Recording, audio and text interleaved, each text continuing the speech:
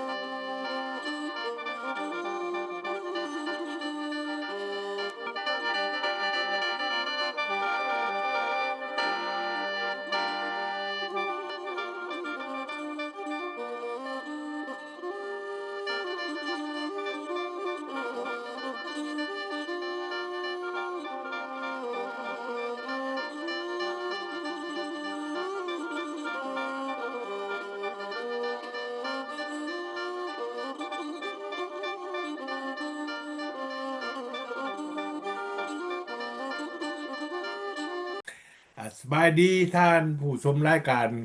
ของพวกเขาในขณะนี้รายการที่ท่านชมอยู่ในขณะนี้เป็นรายการเจาะปัญหาซอกหาทางออกประจำสัปดาห์นำเสนอโดยองค์การพันธมิตรเพื่อประชาธิปไตยในลาว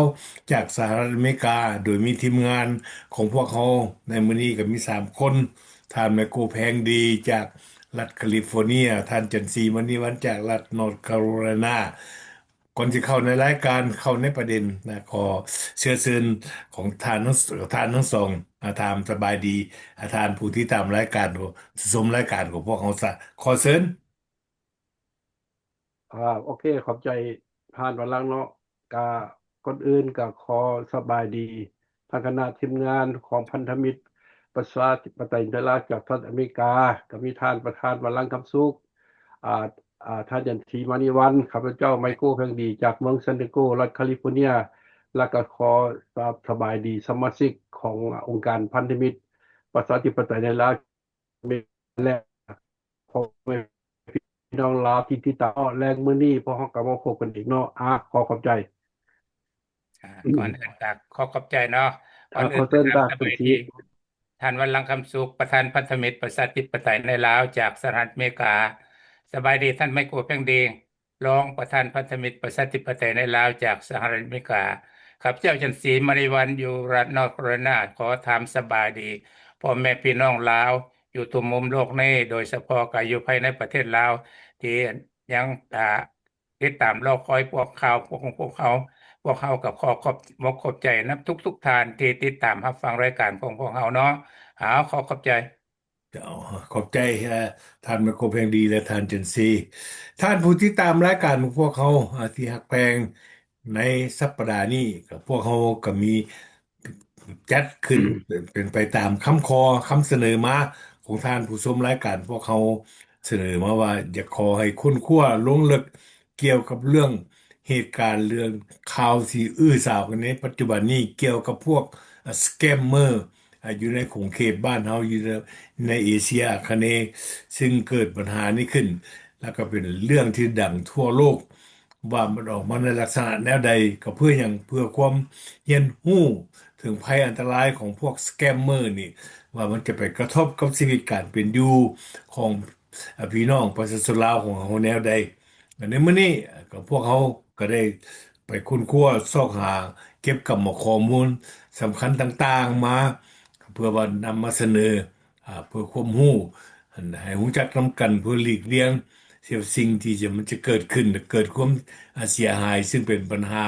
ใหญ่ที่สุด สแกมเมอร์ที่ว่าเว้านี่เริ่มต้นแหละมันก็โหวตขึ้นแล้วเป็นข่าวใหญ่ขึ้นมันมีการกวดล้างขึ้นอยู่ในประเทศเขมรอยู่ในประเทศเขมรนั้นแม่นเจ้าหน้าที่ที่ยกปัญหานี้ขึ้นผู้ที่ได้รับความเสียหายก็ว่าได้ก็แม่นสหรัฐอเมริกาและก็อังกฤษเองเรื่องปัญหาสแกมเมอร์นี่ก็เป็นปัญหามาซ่านานแล้วแต่ก็บ่มีไผได้ลงมือ อันน่ะปราบปรามหรือว่าเบิ่งสถานการณ์ยุติลงได้แต่ว่าเนื่องจากว่าพวกสแกมเมอร์นี่นะคันสิเว้าละก่อนมันจะเป็นสแกมเมอร์ได้มาเปิดบริหารหรือว่าธุรกิจหรือดำเนินเวียกการขี้ลักของเขานี่อยู่ในแต่ละประเทศนั้นได้ก็มันมีความสำคัญได้หนึ่ง ประเทศหรือว่าที่พวกสแกมเมอร์นี่มาเปิดจนมันชั่วหลายแล้วมันอันน่ะกฎหมายโอนแอเจ้าหน้าที่รักษากฎหมายบ้านเมืองกันคอรัปโดยเฉพาะแล้วก็มันประเทศเขมรต่อมามันประเทศเพื่อนบ้านนั่นอีกกับมันประเทศไทยเขาจะบอกว่าอย่างไรเกี่ยวกับประเทศไทยภายกสิฮู้จักอยู่แล้วเขาเจ้าเองก็อยู่ในลักษณะที่ว่าเดี๋ยวนี้เปลี่ยนแปลงเรื่องการเมืองมีการเลือกตั้งเอาสมาชิกสภาผู้แทนราษฎรต่อมากับมันนักหน่วงนั้นประเทศพม่าและต่อมาก็มันในสปปลาวแล้วก็ในเวียดนามสี่ห้าประเทศดังกล่าวนี้ได้รับผลกระทบกระเทือนจากสแกมเมอร์มัดต้นเรื่องหัวจักลักแรงกันหรือมันคนมาจากประเทศจีนเป็นคนจีนที่มาที่ไปจังไดมันยาวยืดข้าพเจ้ากับบ่อยากจะบอกกันเว้าแล้วมันเป็นการค้นหาเรื่องว่าพวกเขานี่หาเรื่องหาราวใส่ให้ป้ายสีแต่ที่จริงนะสแกมเมอร์นี่เอาเริ่มต้นแต่ประเทศเขมรหัวหน้าใหญ่มันหั่นชื่อว่าเซนจีเซนจีได้ถูกส่งมาจากประเทศจีนมาทำการค้าขายอยู่ประเทศเขมร หันมาเปิดสถานที่สแกมเมอร์ขึ้นก็ตั้งการ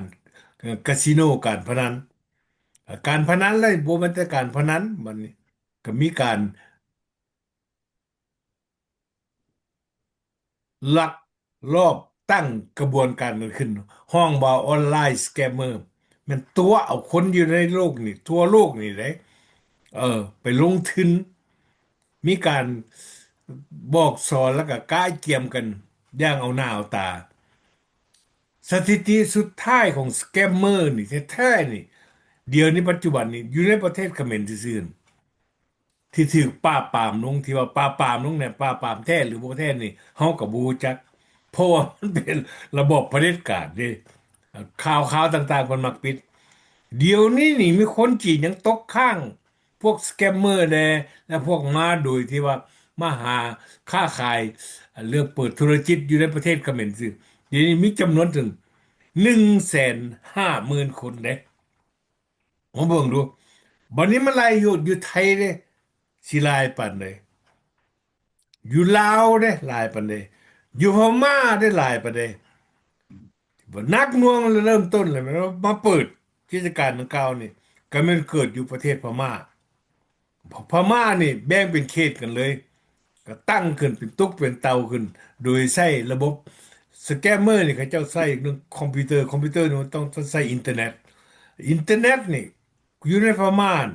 ตามการสืบสวนของ เจ้าหน้าที่อ่าโลกนี่เพิ่นบอกว่าอินเทอร์เน็ตไส้น่ะสัญญาณไส้เรื่องการติดต่อเนี่ยมันไส้เอาจากเมืองไทยเด้นะครับเบิ่งไหมการติดต่อมันบ่แม่นอยู่บนใดบนหนึ่งเด้บัดนี้คันอยู่ในพม่ากับลาวอะมันติดต่ออันเดียวกันชายแดนกัน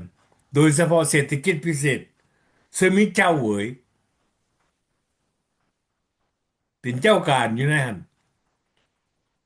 อันนี้ก็สำคัญเช่าเวยนี่ถือกระทรวงพาณิชย์สหรัฐอเมริกาคว่ำบาตรเด้ในข้อหาหลายข้อหา human trafficking ข้อหาหลายสิ่งหลายอย่างสแกมเมอร์นี่ก็มีคือกันอันนี้นี่เป็นปัญหาที่ประชาชนลาวเฮาที่ว่าบ่ฮู้จักหลายเพราะว่าอย่างภาครัฐนั่นปกปิดพวกสแกมเมอร์นี่อยู่ในลาวหั่นแท้ๆถูกจับหั่น เป็นหลายร้อยคนจนจีนนั้นเอาเครื่องบินไม่แก้วเด้ทานกับพวกทานอันนั้นกสิคนลาวอันสิฮู้จักเรื่องนี้เป็นการปกปิดอีกอันนี้เขาว่าเมืองลาวซะเพราะว่าพวกผลประโยชน์ของคนลาวเตือนสติกันมันอยู่ในลาวนั่นคันเว้าแล้วไผก็ฮู้อยู่แล้วกฎหมายอ่อนแอเลือกปฏิบัติอันน่ะแล้วคอรัปพวกสแกมเมอร์นี่ เขาหู้จักได้จุดอ่อนจุดแข็งเข้าบนไหนก่อนโดยเฉพาะประเทศใดที่มีการคอร์รัปหรือคอร์รัปชันหลายๆแล้วมันเข้าถึงโลดในเมื่อกฎหมายบ่เข้มแข็งบ่เพียงพอเจ้าหน้าที่บ้านเมืองผู้มีอิทธิพลนั่นแหละกันสิบอกที่มีอำนาจน่ะอยู่เบื้องหลังนั่นแหละสแกมเมอร์นี่จะค่อยเปิดขึ้นได้เฮ็ดขึ้นได้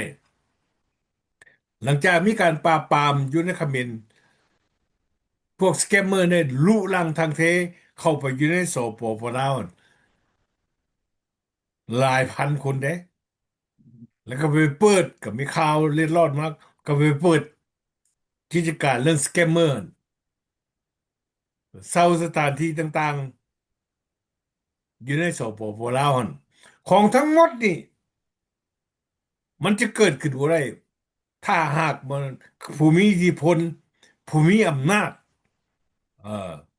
อยู่ในสปปลาวหั่นบ่ให้ความร่วมไม้ร่วมมือบ่เป็นแล้วบ่เป็นมกกันมีเป็นใจเดียวกันหั้นนะ เดี๋ยวนี้มีผลกระท้อนละสะท้อนแล้วก็มีข่าวออกมาอยู่ในสังคมมันคนลาวหันได้รับการกระทบกระเทือนเงินอยู่ในธนาคารหายอ้าวกรณีนี้หั่นมันบ่แม่นกรณีใหม่มันกรณีเก่าที่เขมรประชาชนเขมรเกิดขึ้นกับประชาชนเขมรเกิดขึ้นกับประชาชนไทยเกิดขึ้นกับประชาชนพม่าเกิดขึ้นอยู่ในเวียดนามก็เกิดได้นี่ก็แต่เวียดนามเขาเจ้าปราบปรามหลาย เขาเจ้ากฎหมายของเขาเจ้าเคร่งครัดอันนี้มันเป็นเรื่องที่ว่าพวกเขาส่งคำเตือนนี่มันยังพ่อแม่พี่น้องประชาชนลาวให้เข้าใจเดี๋ยวนี้เรื่องเทคโนโลยีโดยเฉพาะเรื่องการใช้โฟนนี่นะแฮนด์โฟนนี่ตัวนี้เป็นบ่อแสงอันสำคัญเป็นจุดอ่อนที่เจาะให้พวกสแกมเมอร์หลังจากเขาโทรมาแล้วเขาพยายามจะซักซ้วนให้ผู้ที่ใช้โทรศัพท์มันตอบ yes หรือ no เมียก็ตาม ถ้าตอบไปแล้วแปลว่าเขาสามารถเขามีระบบของเขาคีรักของเขาน่ะเข้าในธนาคารได้อันนี้นี่อยากขอให้ท่านมันก็เพียงดีก็มีข่าวเกี่ยวกับอันการกระทบกระเทือนนี่อยู่ในแล้วเช่นเดียวกันกับท่านจะสีออกความคิดเห็นซอยกันมองดูว่าเขาจะแก้ไขกันเนี่ยเรื่องแก้ไขนี่บ่ได้แล้วเพราะว่าการแก้ไขนี่มันจะต้องเป็นผู้มีอำนาจผู้ที่กำกฎหมายอยู่ในแล้วหั่น ปฏิบัติกฎหมายอย่างแท้จริงมันจะเคยจะเป็นไปได้ขอเชิญท่านแม่ก็แพงดีบ่ได้ยินเสียงเด้อบ่ได้ยินเสียงโอเคโอเคก็ที่มาสนทนากับพ่อแม่พี่น้องลาวเนาะเกี่ยวกับเรื่องสแกมเมอร์อยู่ในกำลังแพร่ระบาดอยู่ในสปปลาวเนาะข่าวต่างๆกับพ่อแม่พี่น้องลาวกับที่ได้รับฟังนำกันแล้วสภาพเป็นแนวใดเนาะ จากพม่าบ่จากเขมรบ่จากไทยบ่ลาวบ่ต่างๆเนาะเดี๋ยวนี้เฮาเบิ่งแล้วสภาพการเรื่องสแกมเมอร์อยู่ในสังคมสปปลาวนี่กำลังระบาดหนักพ่อแม่พี่น้องลาวนี่ก็จมแล้วเขาเจ้าก็ย้านกลัวเด้ย้านกลัวเรื่องเหตุการณ์ต่างๆนี่แล้ววันนี้หั่นมันก็มีอันใหม่ๆกันเกิดขึ้นเนาะบัดนี้ให้พ่อแม่พี่น้องลาวคิดนำกันทุกที่ทุกอย่างมันก็มีสาเหตุของมันเบิดที่ไปที่มา เรื่องเรื่องนั้นมันแนวไหนเนาะที่ไปที่มาที่มันเริ่มเนาะคือว่าพ่อแม่พี่น้องลาวก็ติดตามเข้าใจได้ดี เรื่องนี้คันที่ว่าง่ายๆล่ะกันแม่นที่ว่าเดี๋ยวนี้มันไปเท่าโฮมอยู่สปปลาวหลายๆคนหมู่บัดหลังจากพม่าปราบเขมรปราบทั้งไทยก็เข้มงวด มันกำลังเข้าลาวสปปลาวบัดนี้ทางสปปลาวนี่ก็เฮ็ดอยู่ก็บ่เห็นเอาจริงเอาจังแล้วก็เฮาก็เห็นว่าผ่านมาหั่นเดือนผ่านมานี่เฮาก็เห็น ว่าทั้งสภาชาติกับห้องทั้งคณะลาวไปทางเวียดนามบุญไปตกลงเฮ็ด MOU กันเกี่ยวกับเรื่องปราบปัญหานี้เนาะเฮาก็เห็นเนาะไปก็ได้ฟังนำกันเบิดแต่เดี๋ยวนี้ก็เฮาก็บ่เห็นว่าที่มีกันจริงๆหลายปานใดเรื่องสังคมลาวแห่งมีระบาดผู้ที่ผู้ได้ผลกระทบนี่เป็นประชาชนลาวพ่อแม่พี่น้องลาวเป็นประชาชนลาวหันเป็นผู้ได้เกิดผลกระทบคนเสียหายบัดนี้เฮาเบิ่งว่า อันใดใหม่ๆเกิดขึ้นนี่ซะข้าพเจ้าก็สิเว้าอันใหม่ๆ 2-3 มื้อเกิดขึ้นนี่เนาะเพราะเฮาก็เห็นได้ข่าวนำกันว่า เดี๋ยวนี้หั่นสแกมเมอร์นี่ไปฮอดเอาอันดูดเอาเงินอยู่บัญชีอยู่เจ้าของอยู่ธนาคารโดยบ่รู้สึกโตว่าซั่นโดยบ่รู้สึกโตแล้วบัดนี้ทั้งถามธนาคารนี่ธนาคารก็บ่รับผิดชอบบ่จะใส่ให้แต่เลขโทรแล้วไปโทรติดต่อใส่ก็บ่ได้หั่นน่ะธรรมดาเรื่องนี้นะข้าพเจ้าสิเว้าของอเมริกาซะแบงก์ธนาคารแหละเป็นผู้รับผิดชอบเป็นผู้รับผิดชอบแทนรัฐบาลแล้วเป็นหัวจักรแข้งรัฐบาลเด้ถ้าแบงก์เฮ็ดการเสียหายบ่ได้นี่รัฐบาลต้องเอาใจใส่ต้องฟ้องเด้ฟ้องธนาคารนั่นแหละใส่ค่าเสียหายใส่เงินขึ้นผ่านมานี่ก็เห็นหลายอยู่ผู้ใดลางเทื่อจ่ายอันบ่ถูกลางเทื่อนี่มันมีการไปหักเอาอันยุบัญชีโดยบ่รู้สึกตัวกันเป็นธนาคารเฮ็ดเวียกเด้เขาเจ้าสืบให้จนได้บัดสุดท้ายเป็นฮู้บัดที่ไปที่มาอันนี้ล่ะเวียกเขาเจ้าเฮ็ดเวียกแท้ธนาคารมันต่างกันคันแสดงว่าฟังอันเรื่องเหตุการณ์เกิดขึ้นนี่แปลว่ารัฐบาลลาวนี่อ่อนระบบซิสเต็มบ่ใช้แอปบ่ต่างๆน่ะอยู่ในธนาคารนั่นอ่อนแอหรือว่าบางทีนี่ก็คนอยู่ธนาคารนี่สิไปโคดลับของสแกมเมอร์ก็ได้มันจึงเฮ็ดได้เด้มันจึงดืดเอาเงินได้มันรู้จักเคล็ดลับโคดลับของธนาคารมันอยู่หั่นคันที่ว่าเรื่องอันนี้มันบ่เชื่อใจบ่ได้ล่ะที่เชื่อใจธนาคารกับภาครัฐบ่ได้ถ้าว่าคนพนักงานภาครัฐหรือผู้ใดหั่นน่ะได้สักอย่างมีเงินเอาให้มันว่าเฮ็ดเบิดเลี้ยวขึ้นหลังแม่พ่อแม่พี่น้องเลี้ยวขึ้นหลังแม่พวกที่ว่าอันนั้นน่ะสแกมเมอร์มันจึงบ่ย้านมันโหไปอยู่ในสปปลาวเพราะว่าเจ้าหน้าที่ภาครัฐรัฐบาลเนี่ยผู้มีอำนาจได้นำกันได้ผลประโยชน์ได้นำกันแล้วก็พวกให้มีอำนาจละอุปถัมภ์คุ้มสู้เขาให้เขาอยู่เขาเซา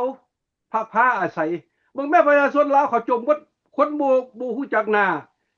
จักแขกจักมาจะใส่คนบ่เคยเห็นหน้าก็บักอะไรเต็มอยู่นครหลวงเวียงจันทน์เขาเจ้าก็เว้าได้เบิ่งอยู่ในหั่นมันแม่นเด้พ่อแม่พี่น้องอันนี้แล้วก็ย้อนภาครัฐแล้วอ่อนแอมันจึงเป็นแบบนี้ภาครัฐเห็นแต่แก่ได้เห็นแต่แก่เงินบ่เห็นผลประโยชน์ของประชาชนเดี๋ยวค่าเสียหายของชาติพ่อแม่พี่น้องเป็นแบบนี้นี่พึ่งพาอาศัยบ่ได้พ่อแม่พี่น้องมีแต่ว่าเฮารักษาเฮาเองป้องกันเฮาเองแล้วเรื่องการเขาบอกอีหยังก็อย่าวัดพ่อแม่พี่น้องที่แม่นเฮ็ดการค้าการขายบอกให้โอนเงินนั่นโอนเงินนี่อย่าสู้เฮ็ดคันว่าเรื่องโอนเงินแล้วว่าเซาโลดบ่รู้จักที่ไปที่มาอย่าเฮ็ดเด็ดขาดนี่ล่ะเป็นอเมริกาตะกี้ก็เคยเป็นคือกันแต่ว่าเขาเจ้าก็ปราบไปนั้นระยะนึงแต่10 ปีหลังคุณข้าพเจ้าก็เห็นคือกันบอกโทรเอาอันนี้เอาเงินเข้าแล้วเฮาสิได้อันนี้เห็นว่าคือกันแต่เขาเจ้าก็ปราบก็มิดไปแล้วเดี๋ยวนี้บ่มีอีกแล้ว เพราะฉะนั้นอันนี้ภาครัฐต้องปราบต้องเฮ็ดให้ได้เอาใจใส่คันหน้าว่าเฮ็ดอันนี้บ่ได้ก็เบิดความเชื่อมั่นแล้วเฮ็ดได้ต่างประเทศเขาสิไปลงทุนสิไปกล้าเฮ็ดคันหาภาครัฐป้องกันเรื่องการเงินบ่ได้แล้วแม่นภาครัฐที่ร้ายที่สุดภาครัฐนี่อ่อนแอแล้วอย่างว่าจังซั่นได้ตามข้าพเจ้าเบิ่งแล้วในต่างศาสตกรรมของลาวนี่สิมีปัญหานักไปหน้าปราบบ่ได้เพราะว่าหยังตัวโปมันแท้ๆมันอยู่หั่นแล้วสามเหลี่ยมค้ำมาแล้วเจ้าเวยละตัวโปหั่นสามเหลี่ยมค้ำไปละเฮ็ดถึงอันถูกเฮ็ดถึงอันผิดข้าพเจ้าก็เคยเว้าอยู่ส่วนหลายเฮ็ดอันผิดอันหลายก่อนล่ะบัดนี้ทางผู้มีอำนาจภาครัฐของลาวนี่ก็มีผลประโยชน์ได้นํกันมันก็อยู่กันทั้งตัวนำบ่พออันผู้ที่มีอำนาจเจ้าแขวงเจ้าเมืองท้องถิ่นยังไปเลียนตาเอาเลียนตาคำสอบเอาใบยังย่อให้กันให้ก็เห็นให้เจ้าเวยหั่นอันนั้นก็แสดงว่าสุกโยกันอีกเห็นบ่พ่อแม่พี่น้องแล้วเฮาก็ได้ฟังข่าวคือกันเพิ่นมาขยายอีกเขตอันอีกตื้มอีกเขตนึงอยู่ท่าแขกพี่ใกล้อันนั้นอันไสนครพนมบ่อยู่แต่ว่าก็ได้ยินคือกันยังสิแพร่ขยายยังเสริมซอกอันแพร่อำนาจออกไปเด้บ่มีหยุดพ่อแม่พี่น้องลาวก็ฮู้และเข้าใจดีแต่สิเว้าหยังบ่ได้เพราะว่าผู้นำลาวผู้มีอำนาจมีผลประโยชน์ได้นํเขาอันนี้ล่ะผู้ใดที่ว่ามักเงินมักซื้อจ้างจอบอ้อยง่ายแหละมันไปล่ะผู้ที่มีอำนาจนั่นแหละคืออย่างคือเขมรนั่นแหละกันจังซั่นแหละแต่ว่าเขมรเห็นว่าสุดท้ายนี่ทั้งชาวโลกทั้งสากลเขาฮู้เขาเจ้าก็ปราบเด้ยังสปปลาวนี่ถ้ามันขึ้นแฮงหลายกันพวกสากลก็สิได้ปราบเด้จักว่าจังซั่นแหละเดี๋ยวนี้นี่ให้พ่อแม่พี่น้องลาวมีสติรักษาตัวเองและเงินเฮาเฮ็ดจังได๋เด้เพราะว่าคันที่เว้าแล้วคันที่เว้าเรื่องการซื้อกันขายกันอุ่นเงินอุ่นคำหรือว่าค้าขายกิจการต่างๆนี่มันมีปัญหาแล้วบ่นั่นล่ะพ่อแม่พี่น้องบ่ก้าวหน้าแล้วและอีกอันนึงสังคมลาวนี่น่ะตามเบิ่งคักๆแล้วเป็นตาย้านเห็นได้เบิ่งแม่ขี้ลักขี้จกขโมยน้อยไปกลางค่ำกลางคืนนี่เขาก็ญาติดึงเอาอันนั้นกระเป๋าเอาเบิ่งเฮาก็เห็นประชาชนลาวก็เอาออกเอาลงอันนั้นอยู่เอาลง Facebook อยู่เฮาก็เห็นการฆาตกรรมเอาเจ้าเอาของอันนี้อันตรายพ่อแม่พี่น้องอันนี้ละแล้วเจ้าหน้าที่นี่เขาอ่อนแอ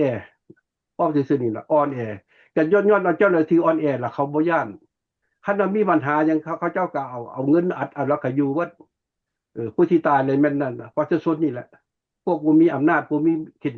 บ่มีแข้งมีขาบ่มีเงินมีหยังนี่แหละนี่แหละปัญหานี่ล่ะสังคมลาวยังสิมีปัญหาหลายเรื่องเกิดขึ้นอยู่เพราะฉะนั้นเรื่องสแกมเมอร์นี่ข้าพเจ้าบอกว่ายากสิปราบตราบใดบ่ปราบตู่ที่ไปที่มาหัวโปมันแท้ๆนี่เป็นแล้วซาดแล้วก็ผู้นำลาวนี่ต้องเด็ดขาดอีกอยากเฮ็ดจังซั่นให้ประชาชนได้พึ่งพาอาศัยแม่เดี๋ยวนี้นี่มันเป็นเรื่องใหม่แล้วเดี๋ยวนี้เบิ่งแม่ข่าวใหม่ๆก็ออกมานี่คือกันปานนั้นเพิ่นอยากเสียว่าเพิ่นสิว่าอันด้อยออกจากพัฒนาออกจากด้อยพัฒนาที่ขึ้นมาอยู่อย่างก็ประเทศอันนี่หยังพัฒนานี่มันโคตรยังไกลหลาย ยังไกลหลายเรื่องสังคมยังเป็นแบบนี้นี่บ่ขยายเรื่องอันการเฮ็ดเวียกเฮ็ดทำเรื่องอันเวียกเฮ็ดงานทำยังเฮ็ดบ่ได้แล้วเศรษฐกิจบ่ดีขึ้นมันสิเอาใดมันสิเป็นพัฒนาใดพ่อแม่พี่น้องนี่ล่ะเฮาเห็นแล้วโอ้ยเอาซื่อๆนี่ล่ะตัวนี่ล่ะอันตรายที่สุดพ่อแม่พี่น้องลาวเรื่องสแกมเมอร์นี่ล่ะเป็นไปมาบ่ทุกแบบเขาเจ้าจมหมดได้วังได้อยู่ในหั่นเขาเจ้าก็ออกประชาชนออกบ่ว่ามาจมหมดทุกสิ่งทุกอย่างนี่แหละอยากให้พ่อแม่พี่น้องลาวนี่พี่จะบอกว่าระวังสติระวังตัวหวยคันเป็นจังซั่นสิเอาไปฝากคือยังเงินธนาคารนี่เอามาไว้เฮาเองแล้วเฮารักษาเฮาเองแล้วที่ดีก่อนเอาไปฝากไว้ให้ยังคันหาธนาคารบ่รับผิดชอบบ่มีการดูแลเบิ่งแยงให้เขาก็บ่เอาไปฝากเงินเฮาเสียมาแล้วบ่มีผู้ใดรับผิดชอบก็เบิ่งนํกันพ่อแม่พี่น้องอันนี้ล่ะเฮาเห็นสภาพการไว้ได้เฮาจึงเอามาเว้าว่าให้พ่อแม่พี่น้องลาวรับรู้นํกันเด้อมีสติระวังตัวเรื่องสภาพการแบบนี้เนาะข้าพเจ้าขอโจทย์นี่ก่อนเท่านี้ก่อนขอบใจท่านไมโครและท่านวันลังเว้ามาเนาะเรื่องสแกมเมอร์คอลเซ็นเตอร์ที่ว่าอยู่ประเทศลาวด้วยความเป็นห่วงเป็นใยพ่อแม่พี่น้องลูกหลานลาว ที่สูญเสียไปทุกๆคนที่ว่าภัยก็บ่อยากให้มีการสูญเสียเนาะแต่ว่าการอ่ามาแนวนี้แล้วมันก็ถ้าว่าผู้นำประเทศนั่นบ่เข้มแข็งบ่มีสติปัญญาแล้วก็ระวังตัวเพื่อประชาชนและข้อเซ็นเตอร์สแกมเมอร์นี่มันก็เกิดมาเป็นหลายปีแล้วหลังจากคอมเขมนต์แตกแยกออกไปเขาอ่าทับมั่งของอันนั้นคอมเขมนต์แตกออกไปแล้วเพิ่นก็รับผิดชอบรับเขาไปจ้างไว้ตัวอย่างไปท่านหลวงบ่ไปอันนั้นดอนนูนดอนติ้วแล้วก็สามเหลี่ยมทองคำเพิ่นอันนี้มันก็แต่เนี่ยมันก็เป็นว่าการสนับสนุนพวก call center สแกมเมอร์พวกพ่อแม่พี่น้องลาวก็คงจะฮู้ดีล่ะสาวเวยหั่นผู้นำลาวล่ะค่ะนั่นเป็นหยังคือเขาไปสนับสนุนมันให้มาความดับความดีให้ไม่ได้ทำได้ความยองยอคนที่มาส่อโกงแล้วก็เฮ็ดความเสียหายให้ประเทศชาติและก็ประชาชนลาวหั่นมีการเก็บเป็นหรือว่าการเสียหายอยู่ในอันสามเหลี่ยมทองคำหรือว่าเศรษฐกิจพิเศษนั่นมันเป็นจำนวนหลายที่ว่าคนลาวที่ว่าไปติดข้างหรือว่าไปทรมานอยู่ในหั่นแต่ว่าทางรัฐบาลนี่บ่มีการแก้ไขหยังได้เมื่อทุกสิ่งทุกอย่างแปลว่าเข้าไปใกล้หั่นเขาก็บ่ได้อันนี้มันพวกทานมาพ่อแม่พี่น้องลาวเป็นเจ้าของประเทศพวกทานว่ามันถูกต้องแล้วบ่คนต่างประเทศที่มาเฮ็ดความผิดหรือสร้างอันตรายให้ประชาชนลาวอยู่ในประเทศตนเองแล้วกับผู้ที่มีสิทธิ์มีอำนาจบ่มีประสิทธิ์กฎกลางนะหรือว่าตัวนี้มอบเป็นเศรษฐกิจพิเศษหรือว่าเป็นส่วนหนึ่งของจีนที่แบ่งปันให้เขาแล้วให้ทางพรรคทางรัฐนั้นให้อธิบายให้พ่อแม่พี่น้องประชาชนลาวหั่นให้ฮู้เบิ่งดูว่ามันแม่นความจริงบ่หรือว่าเป็นแนวใดอยากถ้าว่าประชาชนฮู้แล้วกับควรพาพิจารณาเบิ่งว่าภาครัฐสิเฮ็ดแนวใดอันนี้มันคิดว่ามัน50ปีผ่านมาแล้วข้าพเจ้าคิดว่าคงจะเฮ็ดบ่ได้แต่ว่ามีการสอกโกงกันหลายๆหรือว่าฆ่ากันอยู่ในหั่นหรือว่าติดสอกโกงต่างประเทศเอาคนต่างประเทศมาเฮ็ดคืออันนั้นเขมรหั่นอีกขั้นต่อไปแล้วก็มันก็สิมีการให้แฮงคือตัวอย่างคือเขมรนั่นแล้วก็มาจับมาต่างประเทศเขาไปเฮ็ดสิจับฮอดผู้นำผู้เอกแต่ว่าปัจจุบันนี้กับผู้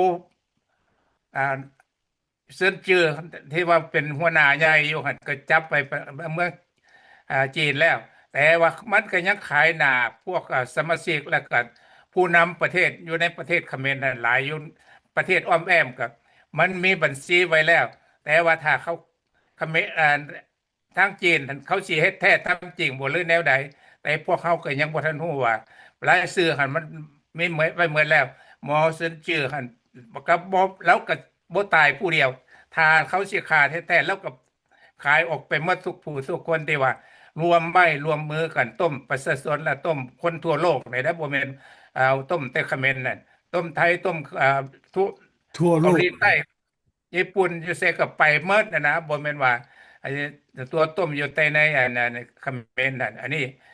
มันเป็นแนวนั้นการตัวต้มเนี่ยมันก็มีวิธีพ่อแม่พี่น้องลาวที่ว่าอยากได้อยากดีหลายก็มันก็พวกท่านก็ถูกต้มคือกันตัวอย่างเขา call center พวกสแกมเมอร์เขาโทรไปทวงเจ้าแนวๆนี่เสียให้เงินว่าลงทุนให้เจ้าบางเทื่อเขาก็ไปลงทุนให้เจ้าหน่อยนึงให้เจ้าลงส่งไปแล้วให้เจ้าส่งกลับคืนมาส่งไปส่งมาเงินในบัญชีเขาก็ฮู้แล้วบัดนี้เวลานั่นแหละเขาจะเอาเงินพวกทานนั่นมีเท่าใดอยู่ในธนาคารนั่นมันจะหมดไปคือเจี้ยงไปคือท่านไม่โกเว้าได้ว่าเขาต้มบัญญาณอยู่เงินอยู่ธนาคารลาวหั่นบัด2-3 มื้อผ่านมานี่มันก็มีเป็นเหตุผลว่าถ้าเขาห้องมามีการพัวพันเรื่องการเงินการค้ำเรื่องการใช้จ่ายเจ้าสิมีกำไรเท่านั้นคนนี้ใหญ่จะบอกมาซื้อแนววันเดือนปีเกิดอันนี้เขาติดต่อพวกนี้เขานักวิชาการนักต้มตุนมาพอแห้งแล้วเขาติดต่อธนาคารบ่พอ5 นาทีเขาก็เอาเงินพวกทานออกไปหมดแล้วอันพวกทานมีสติปัญญาถ้าคนต่างหน้ามาถามเรื่องการกิจการต่างๆหรือว่า รายได้บ่รายเสียรายธนาคารเจ้าจะมีอย่างแล้วก็วันเดือนปีเกิดของเจ้าหั่นตัวนี้มันสำคัญที่สุดเรื่องธนาคารนั่นแต่ว่าถ้าว่าเขาฮู้จักวันเดือนปีเกิดของทานนั่นแต่ตัวนี้เขาจะนำข้อมูลเรื่องเงินอยู่ในธนาคารนั่นได้ไวที่สุดเพราะว่าตัวนี้มันก็ให้พวกทานระวังลูกๆหลานๆที่ว่ายังสติอยากได้อยากดีอยากหังอยากมีหลายกว่าหมู่หั่นอันนี้มันจะถึกการต้มตุนต้มการพัวพันต่างๆหั่นบ่ถูกต้องแล้วมันก็จะถึกต้มตุนอันนี้ก็จะขอฝากขอฟังพี่น้องลาวด้วยความเป็นห่วงเป็นใยพวกเขาก็อยากตักเตือนหามีสติปัญญาแล้วให้ระวังไว้หมดทุกๆคนบ่แม่นว่าบางคนเพิ่นก็ว่ามีความรู้สูงและบ่ย้านอย่างอันนี้มันก็ถูกมาบางคนมันก็หลายคนแล้วที่ถูกมาหั่นมันก็อยากให้ระวังทุกๆคนนั่นแหละฮักแพงกันหมดผู้ทุกคนเนาะผมพี่น้องลาวเฮาเอาเขาเข้าใจเดี๋ยวพอแก่น้ำตาลจัดสีเนาะท่านผู้ติดตามรายการพวกเขารายการที่ท่านชมขณะนี้เป็นรายการห้องว่าเจาะปัญหาซอกหาทางออกนำเสนอโดยองค์การพันธมิตรเพื่อประชาธิปไตยในลาวจากสหรัฐอเมริกาเป็นรายการที่พวกเขานำมาเสนอเอาข่าวต่างๆข่าววิจารณ์ทางการเมืองหรือการเศรษฐกิจต่างๆที่เกิดขึ้นอยู่ในบ้านเราโดยเฉพาะก็อยู่ในอ้อมโลกสิ่งใดที่เกิดขึ้นมีผลกระทบต่อฟิวเจอร์หรือชะตากรรมบ้านเมืองของพวกเขากระทบถึงชีวิตความเป็นอยู่ของประชาชนลาวพวกเขาจะนำออกมาเพื่อการเรียนรู้และเข้าใจน้ำกันในรายการมื้อนี้เป็นพวกเขาเว้าเรื่องสแกมเมอร์เรื่องกลุ่มสแกมเมอร์ซึ่งเป็นปัญหาข่าวทั่วโลกล่ะถูกปราบปรามลงแต่การปราบปรามลงนี่อาจจะบ่มีปัญหาที่จะมิดชิดหรือหมดไปหั่นคือสิเป็นไปบ่ได้ดอกแต่ว่าข้าพเจ้าจะขอนำเอาข้อมูลเพิ่มเติมว่าแต่เป็นข่าวที่ว่านำมาเสนอมาโดนแล้วหลายครั้งหลายคราวแต่ว่าอยากนำมาเสนออีกเพื่อความเข้าใจดีของพ่อแม่พี่น้องชาวลาวเกี่ยวกับปัญหาสแกมเมอร์อยู่ในลาวปัจจุบันนี้มันมันมีที่มาแล้วก็ที่ไปท่านผู้ติดตามรายการพวกเขาก่อนอื่นเขาต้องเว้าอยู่ในบ้านเขาซะก่อนอยู่ในสปปลาวปัจจุบันนี้ในเขตทางภาคเหนือเพิ่นฮ้องว่าเขตเศรษฐกิจพิเศษ คณะบริหารประเทศคณะน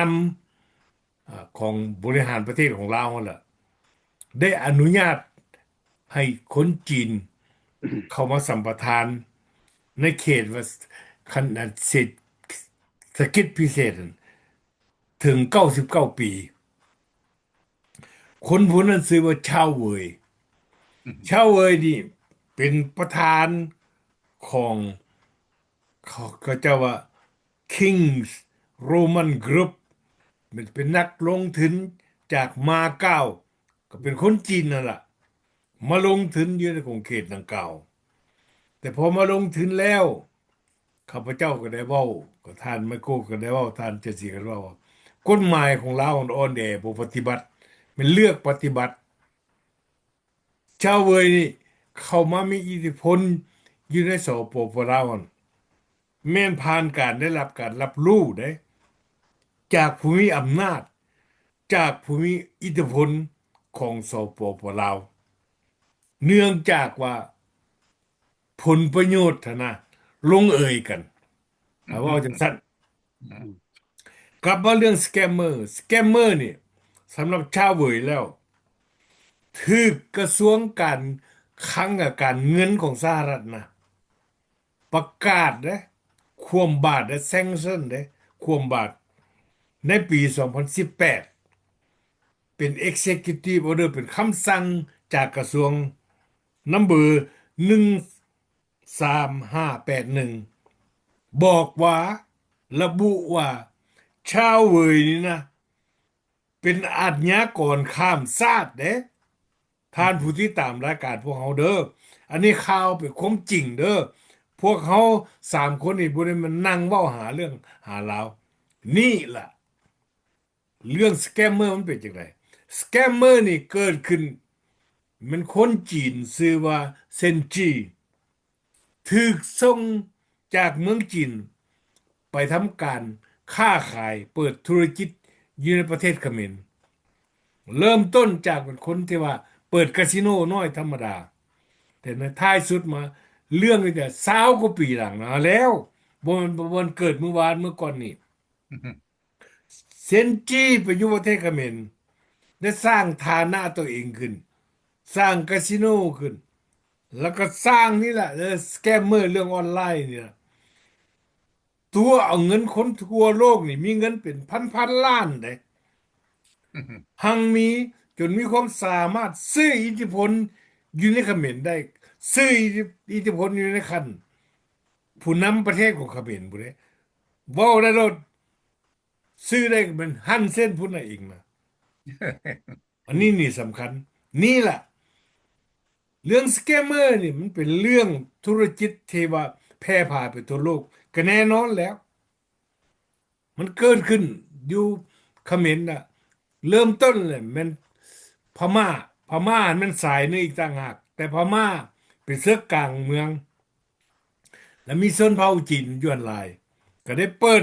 สถานที่สแกมเมอร์ขึ้นนี่โดยเฉพาะอยู่ติดชายแดนไทยชายแดนไทยกับชายแดนลาวอั่นอยู่ในเขตกับชายแดนพม่าห้องว่าสามเหลี่ยมทองคำอยู่หั่นอยากให้พ่อแม่พี่น้องประชาชนลาวเข้าใจมันจะแจกแยกกันบ่ได้มันจะเป็นอันเดียวกันทิมเดียวกัน หนีออกจากเมืองเขมรแล้วมันก็อยู่เมืองลาวคือทานแม่กูแพงดีเว้าละนี่ล่ะเป็นผลพิษของสแกมเมอร์นี่มันมีการหลายแนวที่ข้อหาที่โลกได้ตั้งข้อหาว่าหนึ่ง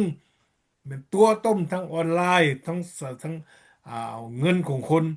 บางคนนั่นที่ถูกตัวต้มแล้วเสียใจแล้วได้ตูนเหือนตายก็มีเด้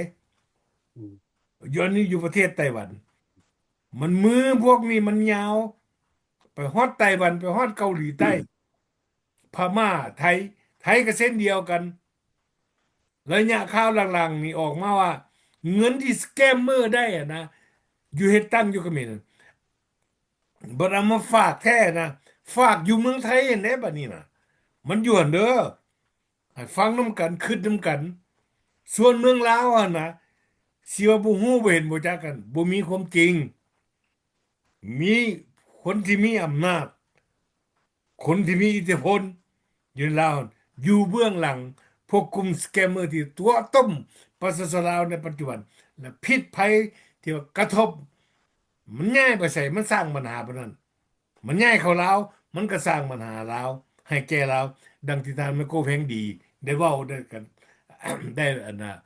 อธิบายไปให้ฮู้จักอันนี้มันเป็นเรื่องใหญ่มันเป็นเรื่องน้อยแต่ว่าทั้งคณะบริหารประเทศสปปลาวคณะนำบ่นั้น พยายามปกปิดความลับอันนี้นะเพราะว่าผลย่านว่าแอคทิวิตี้ของสแกมเมอร์นี่สิไปพลาดพลั้งผลบ่ต้องย่านหรอกเขาเจ้าหูจักแล้วเข้าใจแล้วว่าคณะบริหารผู้มีอำนาจอิทธิพลอยู่ในลาวมีส่วนกับสแกมเมอร์นี่แน่นอนเขาเจ้ามีแต่รอท่ามือว่าสิประกาศว่าซื้อไผ่เท่านั้นนะขันมือฮอดมือมาแล้ว อย่าพากันตื่นตกใจเด้อผ่านผู้นำผู้ที่รักขี้ซ้อขี้คงประชาชนลาวน่ะมันก็แพงดีเซินเพิ่มเติมโอเคอยากเพิ่มนิดนึงเนาะ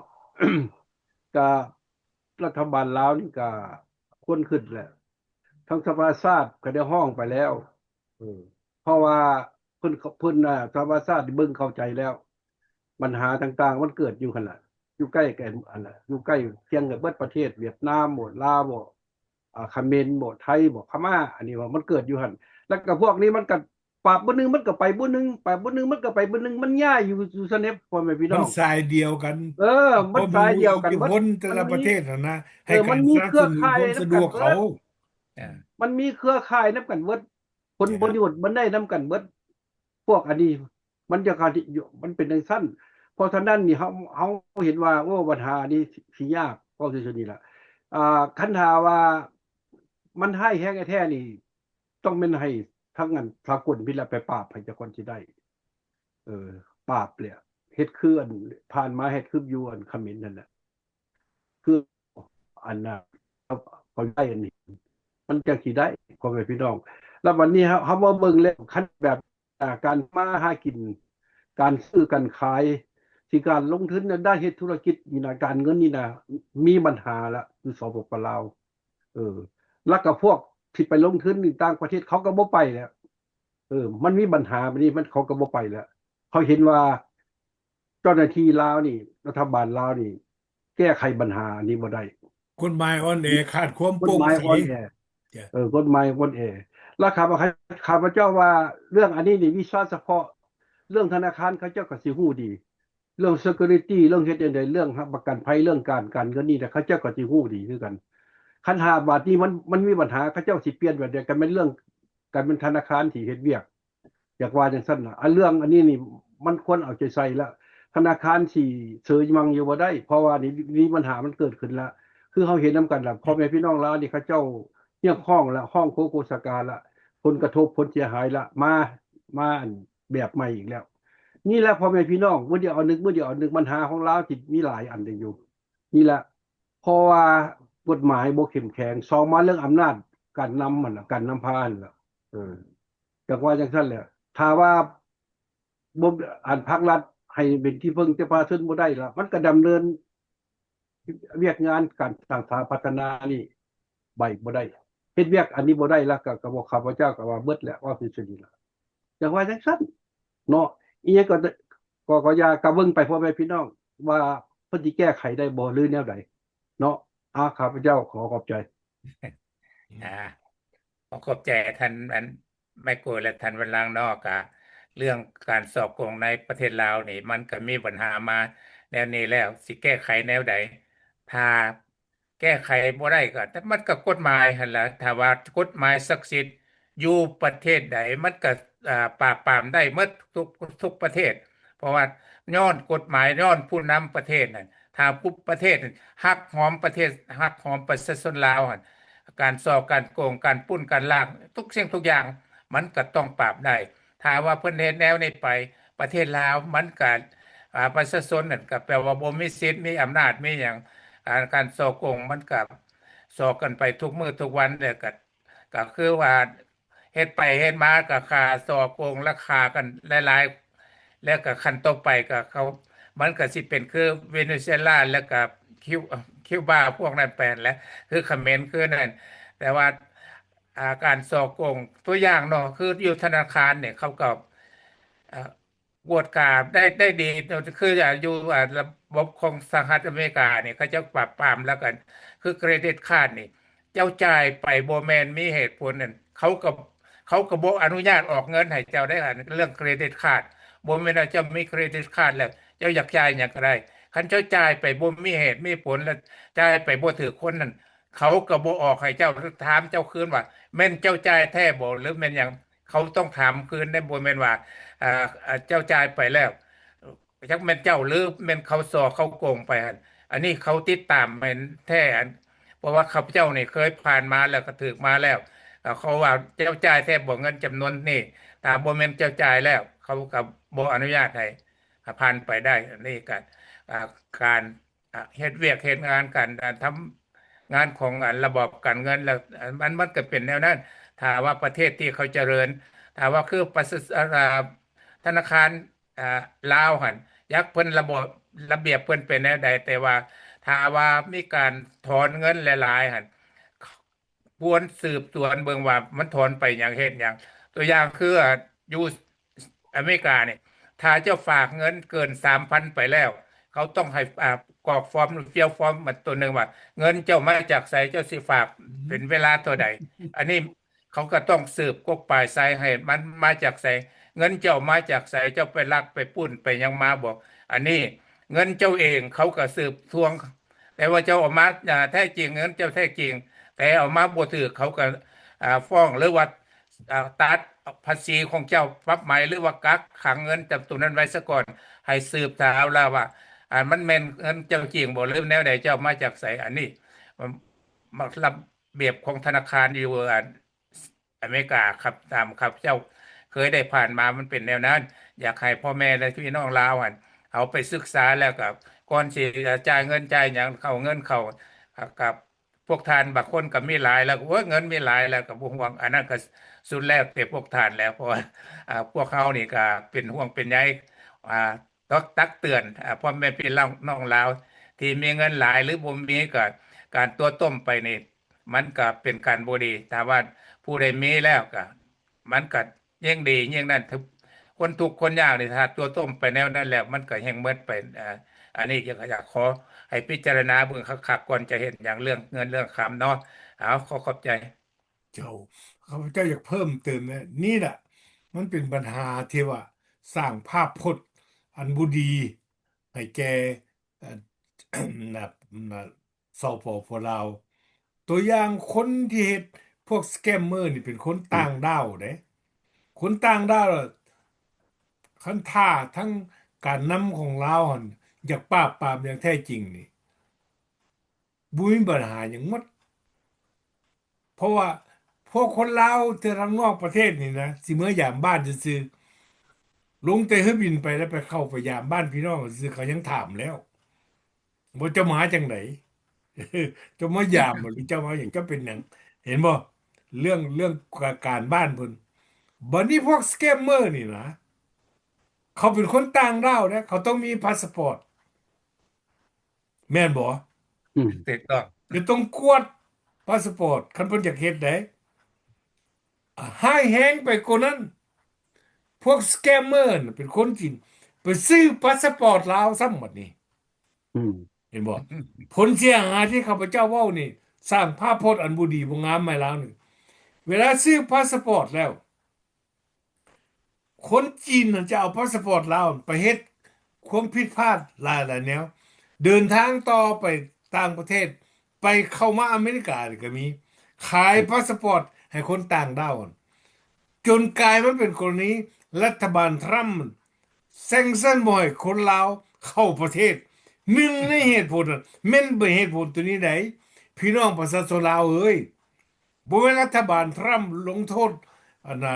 อันรัฐบาลลาวคนลาวเด้บ่แม่นใดแม่นพฤติกรรมของรัฐบาลลาวที่เฮ็ดผิดกฎหมายคำกฎหมายที่เพิ่นห้ามเหตุผลที่บ่ให้คนลาวเข้ามาอเมริกามีคำหนึ่งเพิ่นบอกว่า การตรวจกาพาสปอร์ตของคนลาวนะติดตามยากเขาเจ้าเว้าอืมขวมาติดตามยากอีกแล้วแม่นว่าเพิ่นบ่มีเซ็นโตรคันโตรหนึ่งหมด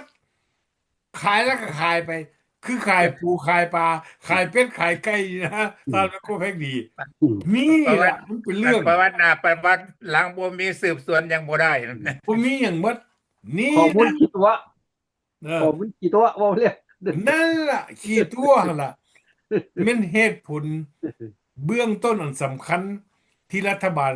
สหรัฐงดบ่ให้คนลาวเข้าประเทศน่ะก็มีหลายประเทศ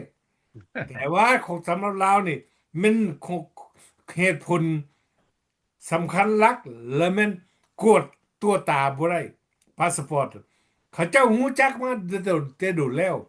การขายพาสปอร์ตของลาวนี่ให้คนต่างประเทศคนจีนมีมาแต่ช้านานแล้ว เขาจะซ้อมมาโดนแล้ว อันนี้เป็นเรื่องปัญหาที่ว่าอยากให้ทานผู้ที่ตามรายการพวกเขาพี่น้องชาวลาวพวกเขาเรานะให้เข้าใจและก็ให้รู้จักมีสติระวังตัว โดยเฉพาะเลยพวกที่ว่าเฮ็ดธุรกิจ transaction เรื่องการโอนเงินเนี่ยธนาคารออนไลน์นะมันง่ายได้ติดต่อกันเบิ่งเขาเจ้าเฮ็ดกัน แต่ตัวนี้น่ะเป็นจุดอ่อนเป็นประตูเปิดประตูบ้านกว้างให้คนขี้ลักให้พวกสแกมเมอร์นี่เข้าไปแล้วไปเอาเงินอันนี้นี่ให้สำคัญให้ซอยแล้วก็บอกกันโฟนในมือของเขานี่สำคัญหลายที่สุดฮะมื้อนี้ก็มีหยังอีกบ่ไมโก้เพิ่มเติมท่านไมโก้อ่าท่านเจนซีมีหยังอ้าวจะบอกได้แล้วเหมือนละหมดแล้วบ่ สำหรับแรงมื้อนี้หมดแล้วตลอดโอเค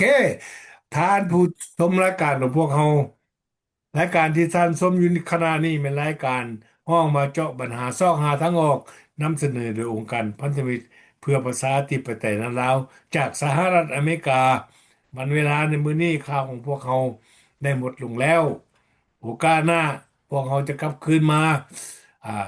นำเอาข่าวที่พวกท่านบางครั้งสิเสนอมาพวกเขาก็จะทำการค้นคว้าและนำเสนอเอาความจริงมานำเสนอให้มายังท่านผู้ชมทางบ้านของพวกเขา แล้วขอขอบใจในการสนับสนุนติดตามรายการของพวกเขามาตลอดการสนับสนุนของพวกท่านเป็นสร้างกำลังใจให้พวกเขามีเหือและมีแรงมีกำลังภารกิจดำเนินการรายการของพวกเขาดำรงดำรงคงอยู่ตลอดไปวันนี้หรือมื้อนี้หมดเวลาแล้วพวกเขาขอจากลาทานไปก่อนสบายดีทุกคนโอกาสหน้าพ่อกันใหม่สบายดีพ้อกันไปบาย